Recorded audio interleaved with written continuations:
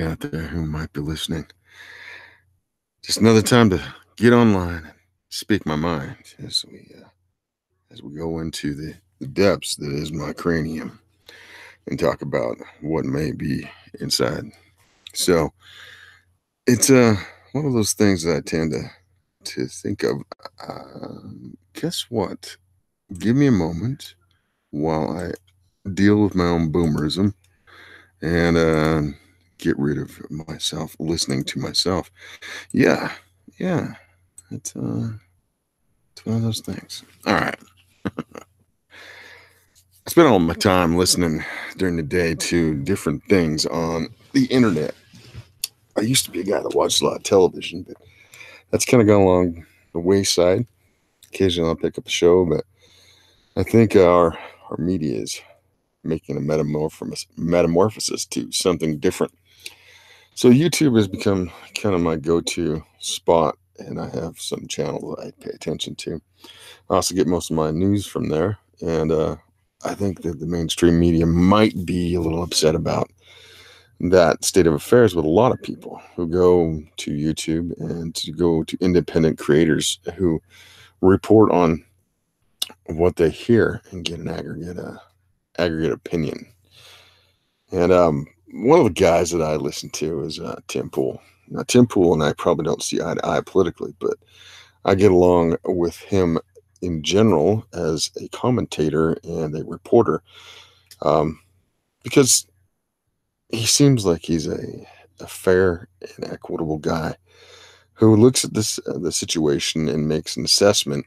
And even though I may not agree with him on policy or other things, I can agree with him on many other aspects of current culture and how everything is tending to go. It sounds like I have a plane coming in, dive bombing my house. I suppose that would be better than the dog barking. Oh, my cat just knocked over something. Cat, cat, go away. That's my cat. Snaps, and he thinks when I'm talking that he needs to get into business with whatever I'm doing because it's important to him. And you need to go away. Go away.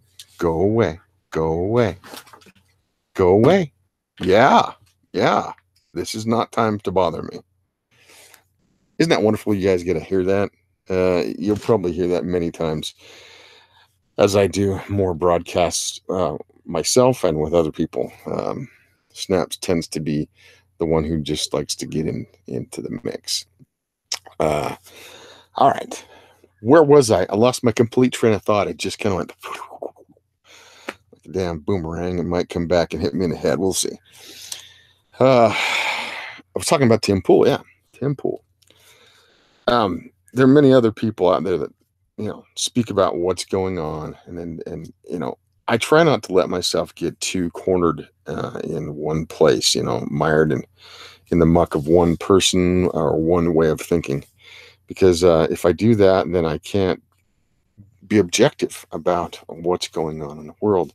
And the world is, let me tell you, it's changed a lot since I was a kid, since I was in my 20s, even when I was in my 30s. And here in my 40s, at the very end of my 40s, things have begun to make a shift. And it's a strange thing to watch.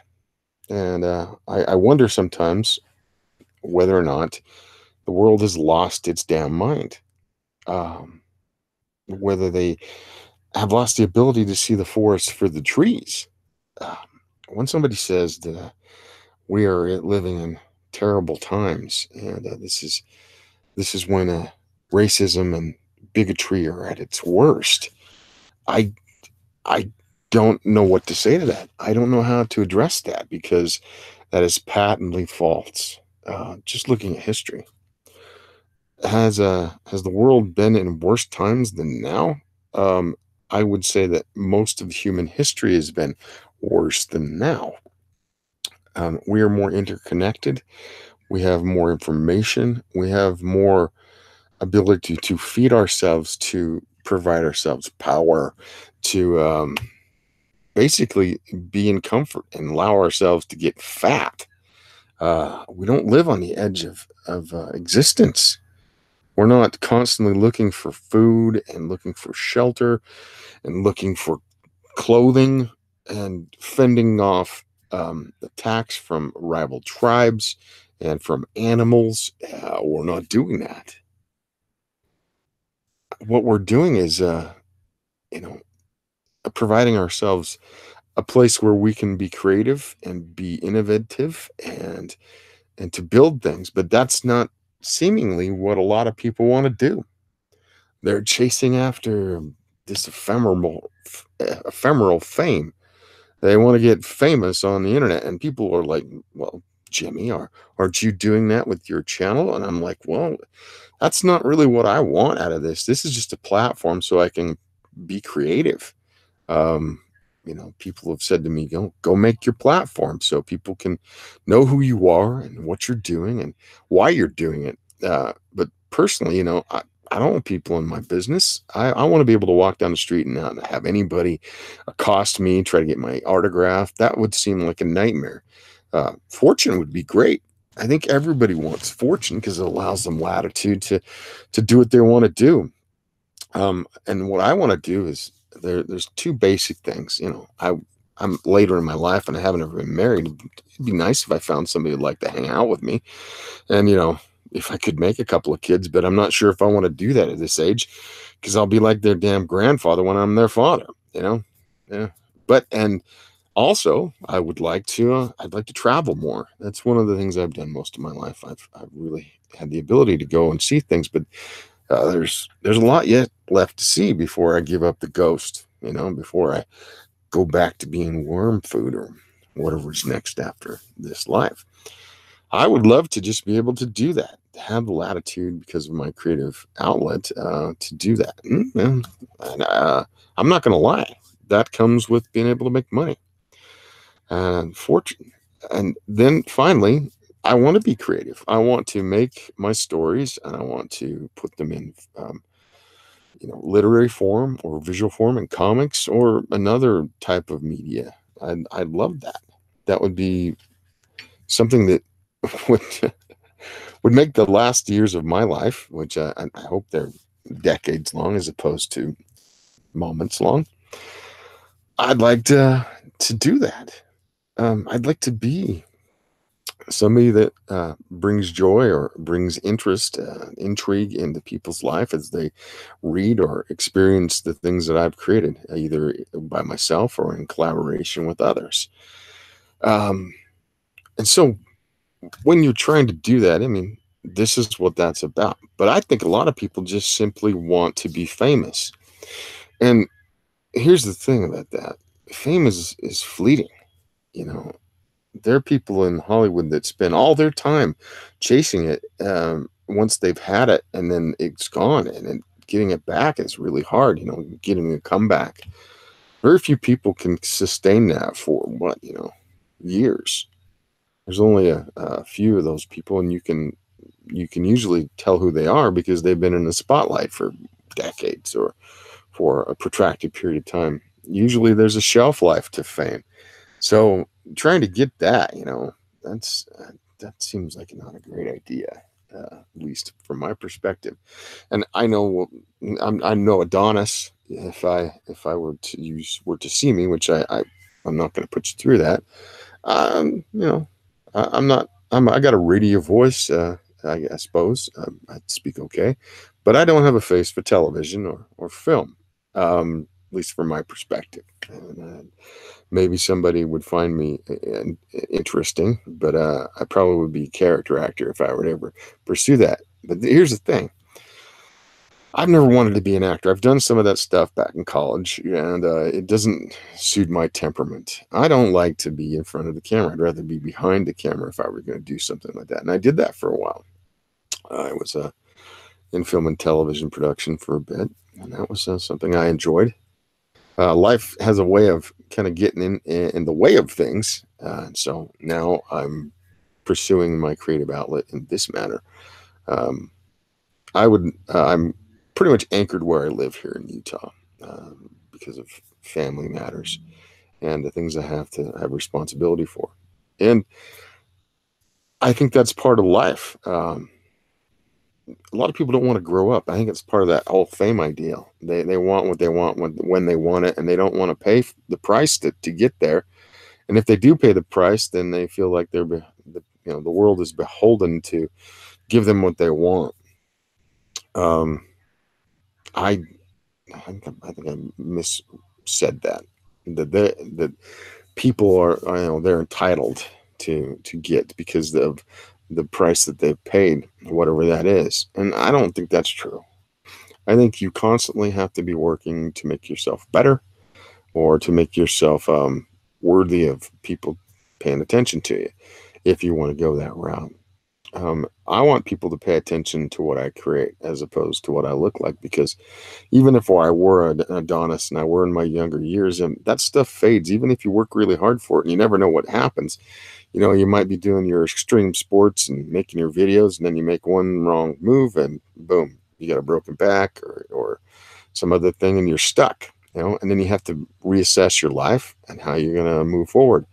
Those are the things that usually inspire me, is when you see somebody who's done, great things, and then they have tribulation and trials and they overcome them, and they just keep on plugging away. It doesn't stop them. It may slow them down or may, turn them away from where they were going, but they choose another path and they make a success out of it. Those are the people that inspire me, because um, it says that it doesn't matter, if you make a massive failure. You may be a success and then you become an utter failure, but if you pull yourself up by your bootstraps, put your head down and, nose to the grindstone, yada, yada, yada, and all the platitudes, and then all of a sudden you're back in the mix of things, that tells me that, the world is literally your oyster if you make it so, if you don't get bogged down in the idea that, you know, you can't do it. Now, I'm just rambling here. I don't know how long I've been going, but I'm going to go until I feel that I've fulfilled my quota for for my video, and that's why I do this. I want to have people get to know me and enjoy who I am, and then when I put out something, they may be interested to see what goes on inside my brain, um, just to find something, some way out of the mundanity of life, the banality of life, and to explore the glory of imagination. Because I think that's what I would like to do if I were to ever leave this life. Is to there's Tolkien made a story called Leaf by Niggle, and it's about this man who spent all this time painting a leaf, and he wanted to make the leaf perfect, and so that's what he did. And he had, if you read it, you can go out and see it. But when he finally does pass away, the leaf is just kind of the key to the world that was in his head that he never could get out. But because he's died, his ability to construct the world, or the world that he created in his head, was his afterlife. I thought that was a kind of a cool idea.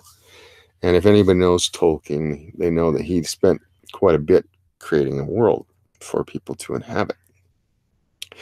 Many other writers and filmmakers and artists have done the same thing. I'm a big fan of certain artists too. Chiefly among them would be Frank Frazetta. Now, Frank passed away back in 2010, and my just like when people that I've loved through my life have passed away, I had a mourning period, and I still, like, I mean, every May 10th, I remember his day of death. I also remember his birthday, because he provided me with a lot of joy over the years. He knew how to draw a woman, and although I like svelte women, he would give you the curvy women, women today that some might say this is objectification, but he often based it off his own wife, and his granddaughters are still plugging away and kind of hawking his wares. If you want to go look up Frazetta girls, he's a guy that again, like he got a stroke later in life, and he didn't live a whole lot longer after he got his stroke, but he started painting with his left hand, And his paintings with his left hand are beautiful. You know, they're not quite the same as when he painted with his right, but he didn't let him stop. It didn't stop him. You know, um, when his wife finally passed away, I think as you often see when a spouse somebody loses a spouse, sometimes it takes the wind out of their sails. And it did for him. He missed Allie, and I think he went to find her. You know, I think that was a love story. You know, that's just in my heart. You know, I don't know what really went on his heart. I've just watched things that people have said about him and those who knew him. And I don't know why I'm talking about Frank, but I would like at the end of my life have at least a few people um, mourn my passing, like I do Frank, like I do my father, like I do all the people I've cared about in my life. Strange enough, somebody like Prince, I still I'm sad that he's gone. As weird as that dude was, God, man, he gave me a lot of good times with his music, and I thank him for it. That's the kind of thing that I would like to do, and I don't think I'm a genius like either of those guys. I don't think I'm a genius like Tolkien. I'm just some schmo out here in the Mountain West, just plugging away, you know, day by day, doing a job that you know it's not anything fantastic, but it brings in the dough that I need to do my avocation as opposed to my vocation, and it, you know, allows me the latitude to to live and breathe and have fun. Um, Life should be fun. It should be something that is a joy to open your eyes. It's not a drudgery, and you have to drag yourself out of bed. And I'm not saying I haven't had that, because I have. But occasionally, when I get to go travel and see something new, there have been days, you know, when my body still isn't in the greatest of shape because I've been going every day and seeing stuff, and I have to pull myself up. But pulling myself up is joy, because I know that there's something I'm going to see that's new. I'm going to get to meet new people, experience a new you know, something to eat that I've never had to eat, or a place that has art or architecture, and those are the things that I enjoy, because they inspire my imagination to go new places and to maybe construct something in my brain. And my cat is back again. Go away, Snaps. No, go away. No, go away. Go away. I'm gonna have to put him in a room when I do this or something. I don't know. He's a nice boy. He's very kind, but he's very insistent when he thinks he should be involved. Now, what I would say to everybody who's young out there right now: learn how to be determined. Learn about responsibility. Responsibility is very important, and I think it's a lost attribute on many people. And I think that you need to have discipline. I personally, I don't think I've had enough discipline in my life. I let myself screw around a little bit too much, and that's why I'm not as far along as maybe I should be. So, but at the same time, you can educate yourself far more by going out and experiencing life, and being friendly, and then working hard. Now, a lot of people say, you know, you should work hard so you can play hard, and I totally ascribe to that. But if you can work at something that actually is kind of like play to you, if you can find that's something, you know, whatever it is, then you will be a very happy person. It should be self-explanatory, but it's true. If you are happy being, you know, somebody who plants in the yard, or is a farmer, that sort of thing. I have an uncle who actually has a farm, and he is a very happy man because he loves his job. He gets up every morning and goes to bed tired every night. But I asked him one time, "Why don't you travel more?" And he goes, Why would I want to travel? I'm happy where I'm at. He found his bliss. He found his joy. And it's out there in Utah's West Desert, growing alfalfa, strangely enough. And he enjoys that. Occasionally with his family, he goes somewhere, but he's always happy to come home because that's where he finds his bliss, with his family and with his farm.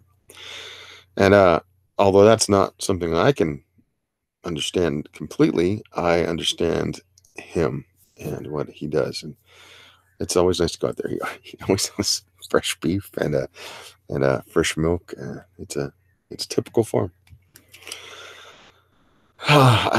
Maybe I'm just rambling. Like I said, this is Musings and Malarkey, and if you like to hear that, that's what you're gonna get when I come on.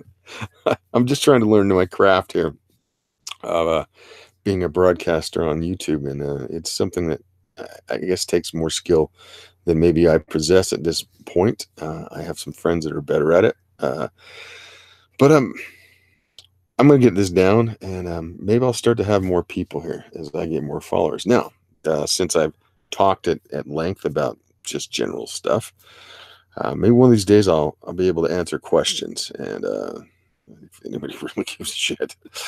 But, so, if you are listening and you give a darn about what you've heard here, me just talking and for no apparent reason, give me a like and a subscribe and ring that bell so I can get up to, 1,000, and maybe I can monetize this channel and get super chats, yada, yada, yada.